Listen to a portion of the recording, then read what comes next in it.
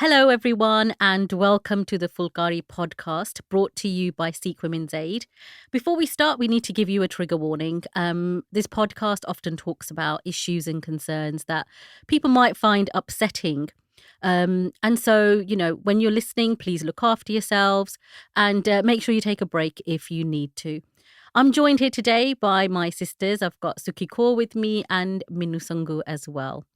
And today we've got a really important subject matter that we want to bring to you. We're going to be talking about the issue of girls or women coming from abroad to the UK or here on student visas or work visas and what happens to them when they get here. So as a Sikh Women's Aid, we've been getting lots and lots of referrals, and our trustees, who are both sitting with me today, also know about some of these cases that we've been dealing with. So, Suki, I'll come to you first, without going into too much detail about Lakhvir particularly, because obviously her process of understanding what happened to her is still an ongoing situation. And although we probably know more than most of the public, we're obviously not allowed to discuss much of that information. But talk about like what you've seen coming through the casework and what we've been talking to you about, or the staff, or what you've seen when people have been reporting to you. Yes, Sadish, I think one of the unique roles that we have of trustees is that we're not front facing like you and the staff are. So, the staff and Sadish are constantly feeding back to us. And for me, I just pick up the patterns. And it's the patterns that are really worrying and in some cases frightening. So with Lakhvir's case, without going into too much detail, what I do want to talk about is the appalling social media response and how her passing was just like bandied about her social media content. I mean, this is someone's daughter. The circumstances around her passing were extremely traumatic for her. I mean, really, I want listeners to think about of a woman's mindset that she sees no other way other than to end her life. And I want people to sit with that, because this is a human being. This is a being that thought it's better to end my life than come to my community or the people around me or reach out for support.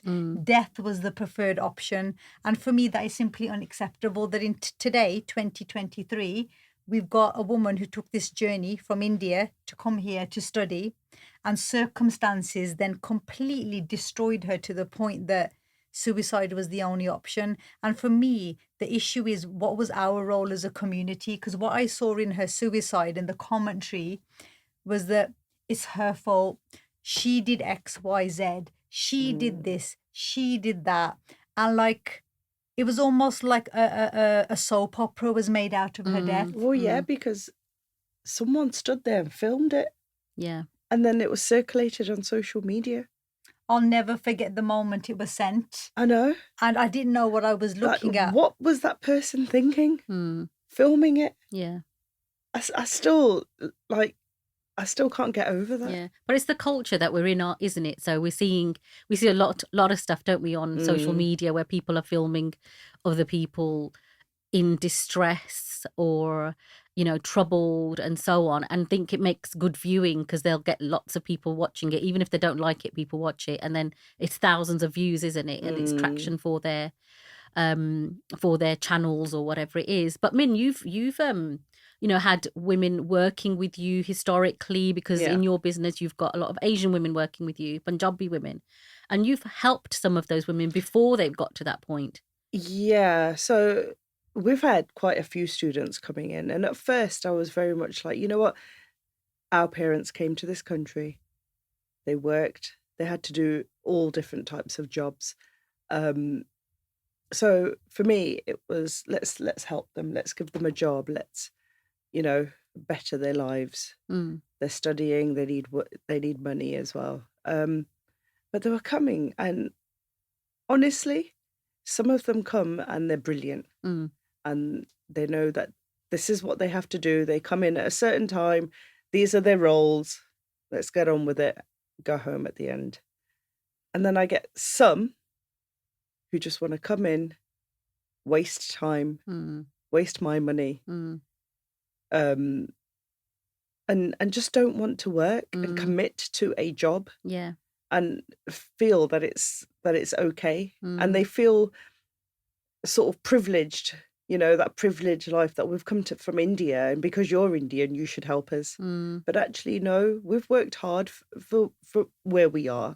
Our parents have worked hard for certain things to be happening now for us. So don't come here and spoil it and think that you're privileged. And they'll come and, they've probably never even, like one of the ladies actually said to me, she's probably never even picked up a glass of water for herself, and she's coming here to do work.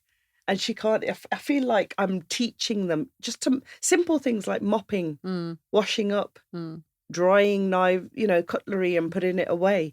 Like my kids are 14 and they know how to do that. These are girls and boys that are, 18, 19. Some of them don't have those basic life skills.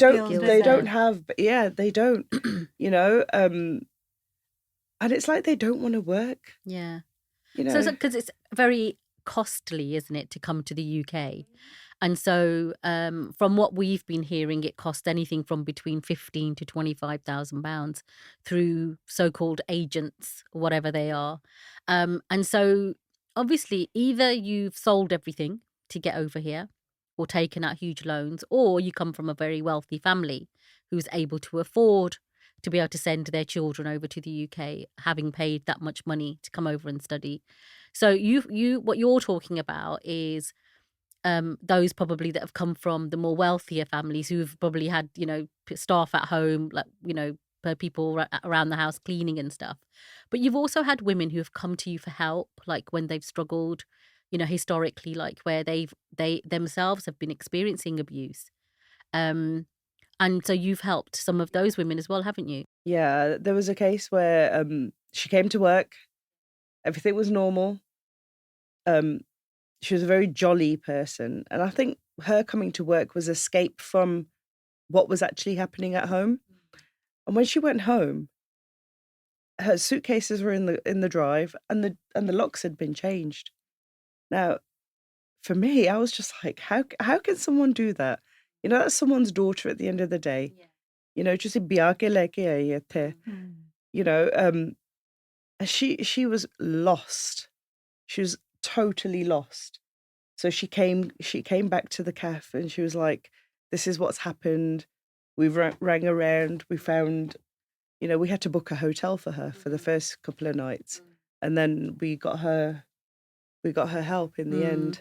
Can I ask Mindu that, her partner who had done that, was he a UK born national? Yes. You see, that is very, very interesting, because something that the patterns that I see is that when the wife is from India and then the husband and his family are from the UK, there's almost like there's a very, very warped mindset at play where it's like, you should be grateful that we have afforded you this opportunity to live in England. So therefore, the behaviors that are exhibited is almost like, well, you will take it because without me. So their immigration status is almost used as a way to abuse them. See, this was particularly different. Like in some cases that we've seen, there's always perpetrators, like the mother-in-law, the sister-in-law. He was living by himself. Wow. Yeah, so they were both living together in their own house. There was no mother-in-law or anybody. They don't live in Birmingham. So it was, and that's what she couldn't get, that she does everything for him. She used to make sure his roti pani was made before she left work to come. And, when he came back from work in the evening, there was something ready, she'd make it.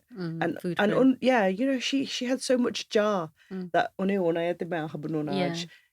So from her side, she was fully committed to this marriage. Like, simple things like, so she was vegetarian and he ate meat. So she used to ask me, Didi, how do I do this? And how will I know that it's cooked?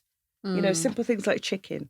So I told her, I says, it's just like making I don't know, matar paneer, but instead of putting the matar paneer in, you throw in the chicken. And I explained everything to her.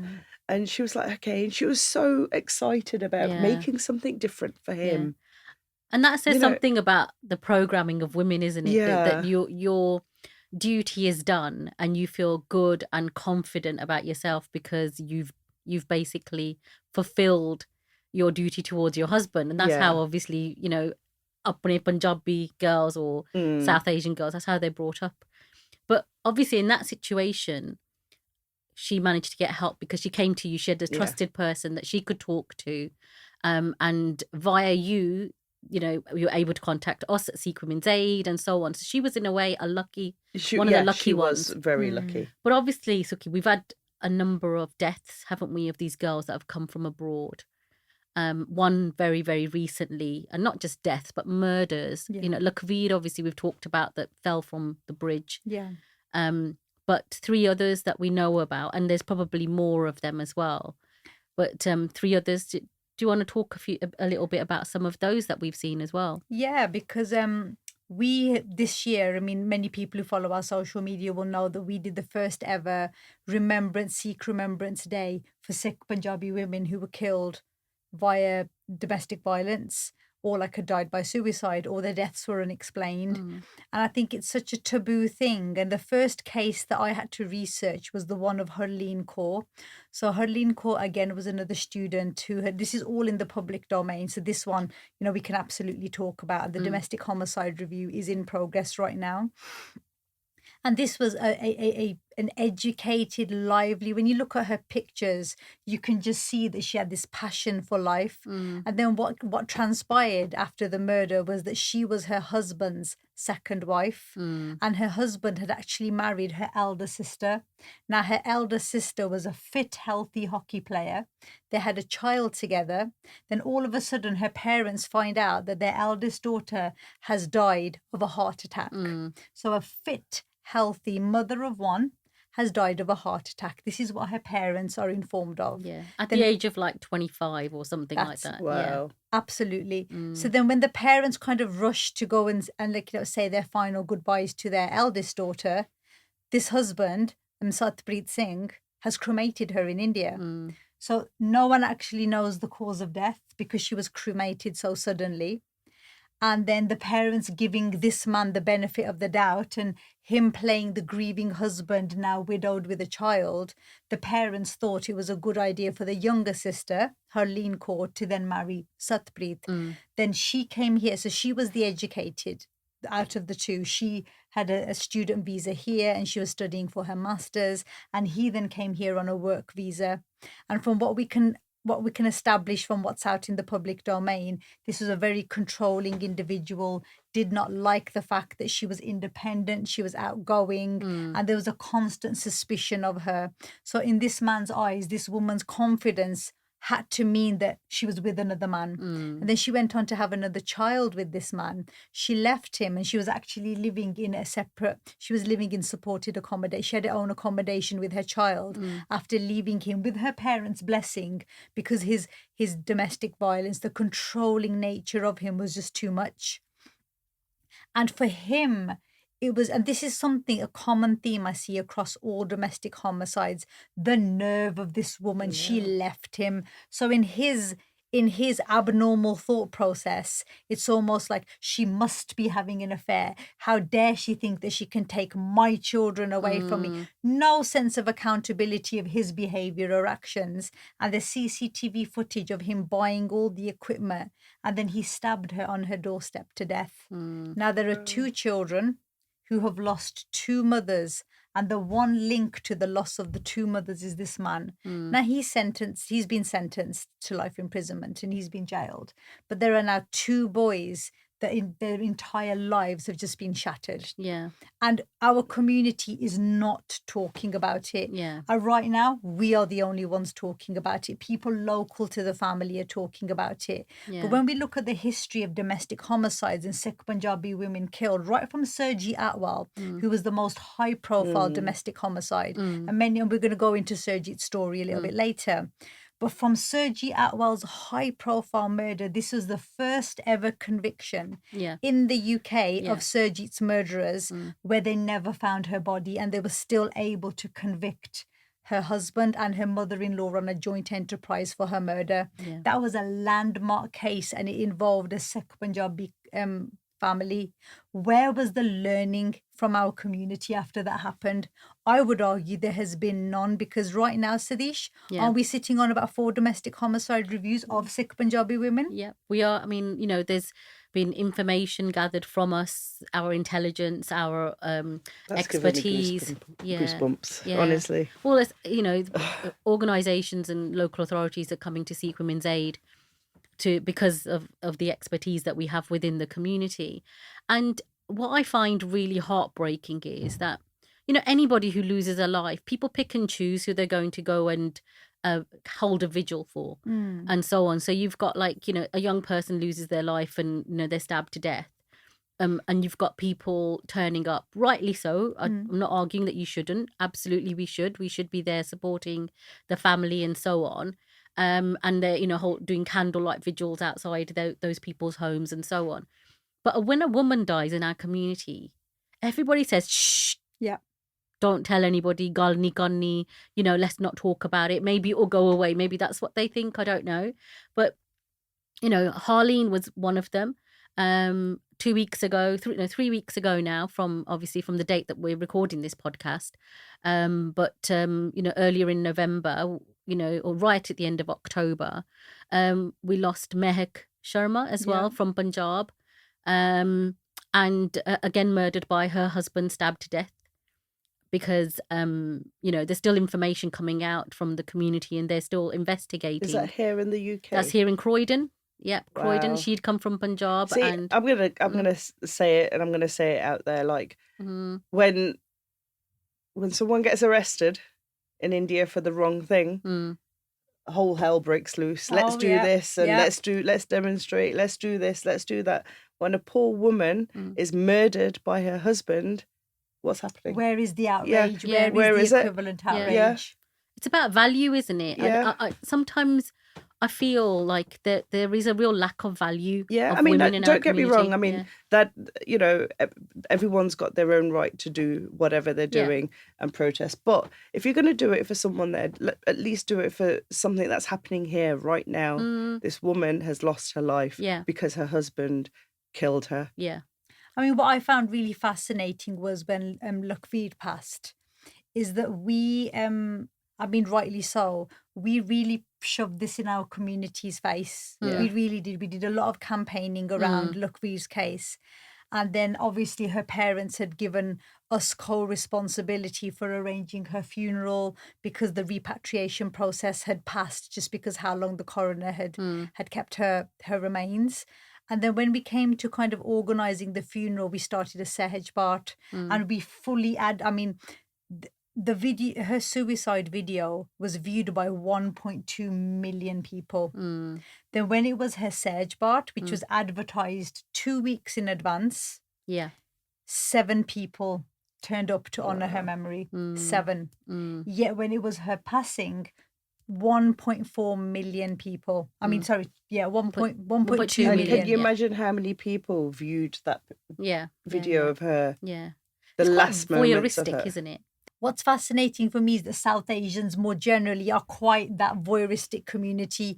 We love kind of looking in at people, the kind of gossiping and Nosiness. the nosiness of it all. We love to find out like what happened, what were the details. We're quite morbid like that. But when it comes to kind of empathy, sympathy, compassion, there's a real lack, and that's what I witnessed in Lakhvir's, and just watching from the moment her suicide had come into the public domain, then the time passed, and then it's almost like our women's memories are held in very short attention spans. It's like, then what's the next issue we can move on to? And then these women's lives almost become social media commodities. That, oh, look, have you seen this? It's really bad. Mara hoya.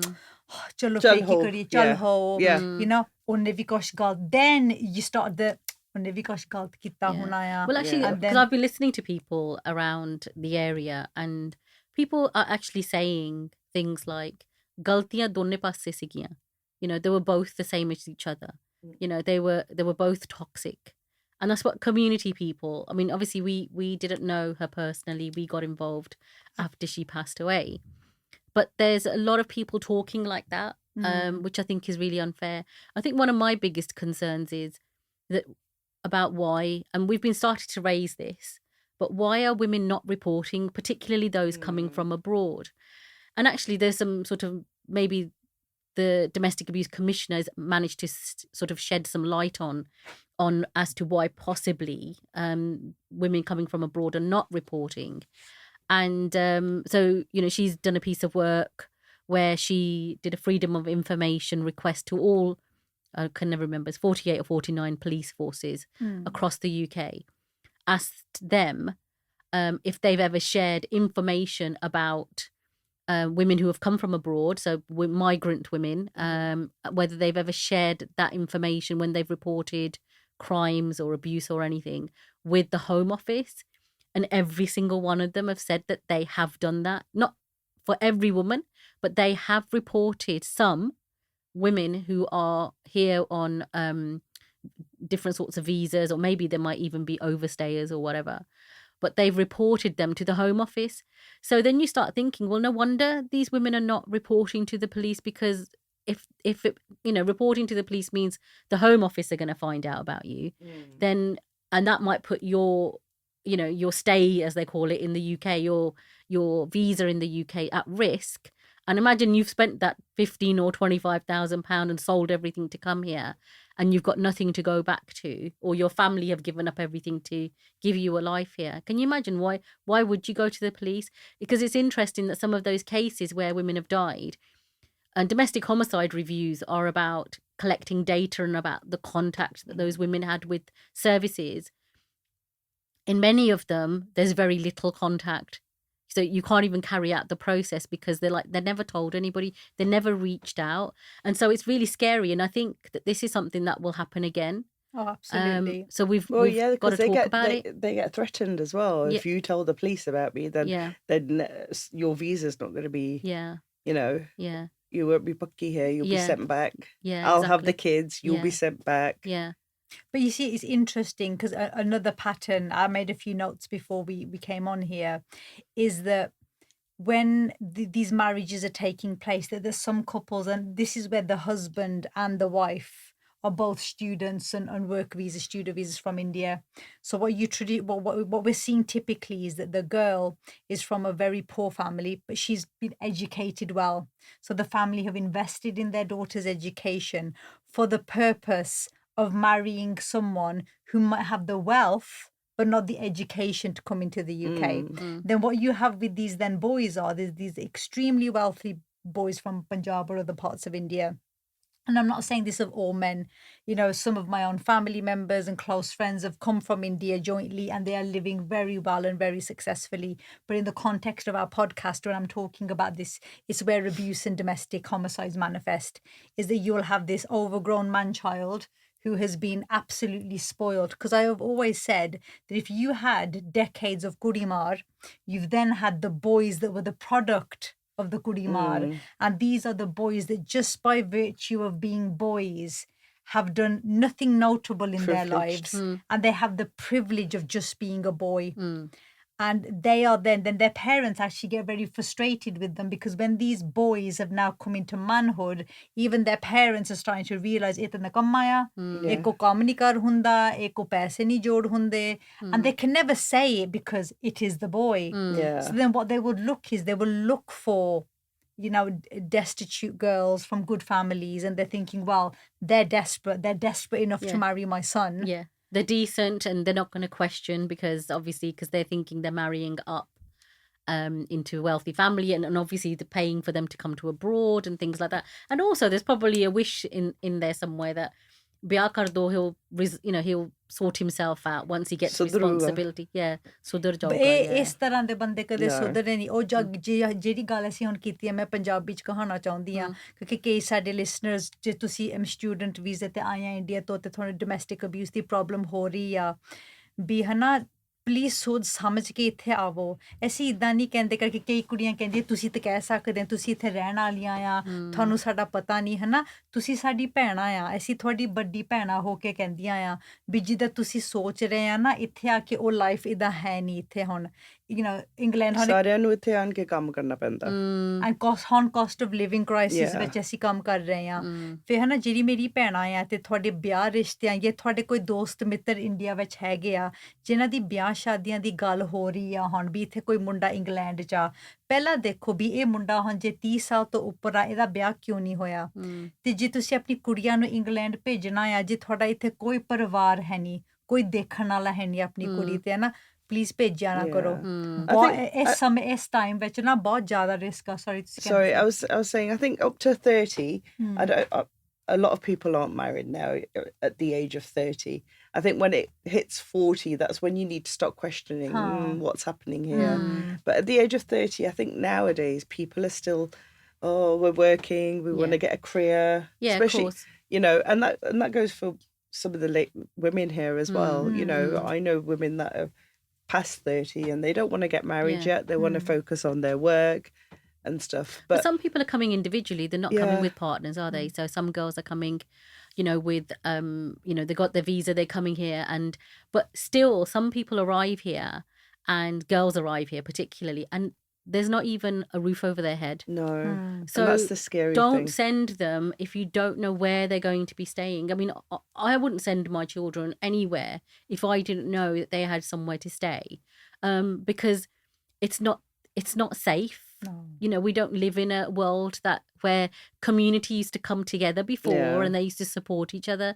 That seems to be going slowly. And, so there is no protection. Sometimes, you might think, they can go and stay in the Gurdwara or somewhere like that. But Gurdwara have restrictions. There's safeguarding issues and things like that, which actually is a positive thing. So sometimes they can't accept them in as well. So people need to think and plan these things out before coming. Yes, we know people want to come to the UK and, set up a life for themselves. And that's the so important thing here, Sadish. No, we're not saying don't do that. See, then you can be ਤੁਸੀਂ England ਨਾ ਆਵੋ ਤੇ ਇੱਥੇ ਆਪਣੀ future ਦੀ planning ਨਾ ਕਰੋ ਪਰ ਸਾਰਾ ਕੁਝ ਦੇਖ ਕੇ ਆਇਆ ਕਰੋ ਆਪਣੀ ਕੁੜੀਆਂ ਨੂੰ ਕਰਕੇ ਜਦੋਂ ਤੁਸੀਂ ਆਪਣੇ ਤੁਸੀਂ ਆਪਣੀ ਕੁੜੀਆਂ ਵਿਆਹ ਕਰਕੇ ਇੱਥੇ ਭੇਜਦੇ ਆ ਤੁਸੀਂ ਹਾਲੇ ਸੋਚੋ ਇਹ ਜਿਹੜਾ ਹਸਬੰਡ ਆ ਤੁਹਾਡੀ ਕੁੜੀ ਦਾ ਇਹ ਤੁਹਾਡੇ ਲਈ ਅਜਨਬੀ ਆ because most of these are arranged marriages. ਉਹ ਹਨ ਰਹਿ ਕੇ ਪਤਾ ਲੱਗਦਾ ਵੀ ਬੰਦਾ ਕੀ ਹੁੰਦਾ ਆ ਪਲੀਜ਼ 1-2 ਸਾਲ ਇਹਨਾਂ ਨੂੰ ਇੰਡੀਆ ਵਿੱਚ ਇਕੱਠੇ ਰਹਿਣ ਦਿਓ ਪਹਿਲਾਂ ਵੀ ਇਹ ਬੰਦਾ ਸਹੀ ਆ ਜਾਂ ਨਹੀਂ. So we're coming to the end of our session now. That flew by, didn't it, ladies? It did. Well, it's time to wrap up really, but let's just say that if you are sending people to the UK, make sure you know where they're going, where they're going to be staying. And if anybody needs help out there at Sikh Women's Aid, Google us and you'll find us and we'll be happy to help with whatever you need. Thanks very much for listening. Thank you. Thank you. Just to finish off, ਜੋ ਸਦੀਸ਼ ਨੇ ਅੰਗਰੇਜ਼ੀ ਵਿੱਚ ਗੱਲ ਕਹੀ ਸੀ ਉਹ ਮੈਂ ਪੰਜਾਬੀ 'ਚ ਕਹਿਣਾ ਚਾਹੁੰਦੀ ਹਾਂ ਜਿੱਥੇ ਕੋਈ ਵੀ ਕੁੜੀ ਆ ਜੋ ਪੰਜਾਬ ਜਾਂ ਇੰਡੀਆ ਤੋਂ ਆਈ ਆ ਤੇ ਉਹਨੂੰ ਡੋਮੈਸਟਿਕ ਵਾਇਲੈਂਸ ਦੀ ਕੋਈ ਇਸ਼ੂ ਆ ਪਲੀਜ਼ ਸਾਡੀ ਸੰਸਥਾ ਨਾਲ ਸੰਪਰਕ ਕਰੋ ਅਸੀਂ ਸਾਰੇ ਸੋਸ਼ਲ ਮੀਡੀਆ ਪਲੇਟਫਾਰਮ ਤੇ ਬੈਠੇ ਹੋ @Sikh Women's Aid ਤੁਸੀਂ ਸਾਡੇ ਨਾਲ ਕੰਟੈਕਟ ਕਰ ਸਕਦੇ ਹੋ. Thank you very much.